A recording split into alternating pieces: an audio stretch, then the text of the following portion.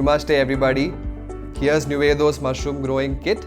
It's a super easy to use kit. It's compact and hardly requires any sunlight. Your kit consists of 3 things: the outer box, an inner substrate block, and a spray bottle. The inner substrate block is a sterilized straw which has been supplemented and inoculated with oyster mushroom spawn, and the spray bottle is just for you to spray water and create a humid environment for your mushrooms to grow. Before we get started, just a quick tip: always ensure that the kit is kept upright because we are trying to mimic nature, and in nature oyster mushrooms like to grow from the side of trees. So remember to keep your kit upright and not move it around too much. So let's get started. Here's a 3-step process involved in using your mushroom growing kit. For the first step, what you need to do is gently press in the perforated section and remove it. Once you remove it, you can use it as a bookmark or put it on your fridge or just for keepsake. This brings us to step 2. For step 2 of the process, you need a pair of scissors. If you don't have a pair of scissors, you can use a knife or a blade. Use the pair of scissors to cut an X mark on the substrate block on the plastic, and make sure that you don't turn it over or open it, because opening it leads to the substrate block drying out very fast. Next we come to step 3, or the final step. You take the spray bottle provided, fill it with drinking water and spray your kit 2 to 3 times a day and 4-5 sprays each time. This helps create a humid environment around the kit. That being said, if you feel that your kit is too dry, you can spray it a couple of more times, but ensure that it doesn't become soggy or too wet. Now this brings us to the most exciting part of using your growing kit, which is watching your mushrooms grow. Be a keen observer, make sure you don't miss anything because they grow super fast, and enjoy this process because this is the best part of growing your mushrooms.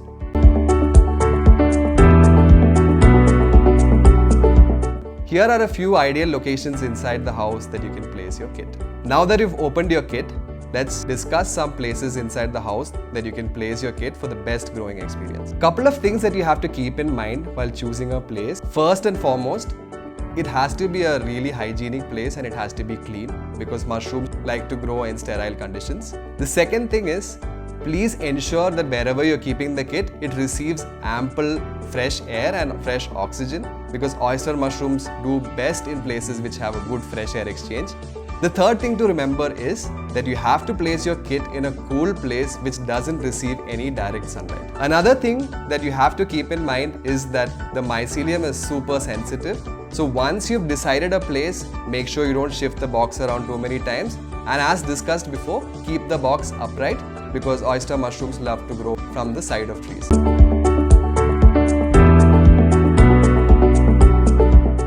It's time to harvest. After the mushrooms have started growing, there will be a time when they slow down and the mushrooms stop doubling in size. Around the same time, you'll notice that the caps start to flatten and it becomes slightly brown around the edges.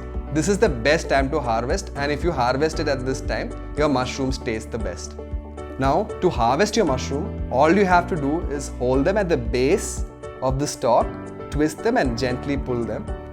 But make sure that you don't leave any mushrooms on the substrate block, even the smaller ones. Make sure you remove all of them while you harvest it. In case you are not able to harvest the mushroom at the ideal time, it's okay.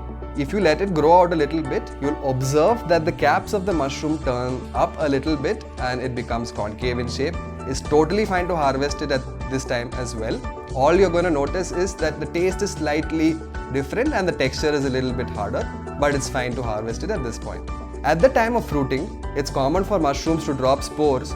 So if you notice any white dust or discoloration around your mushrooms, don't worry about it. It's totally natural.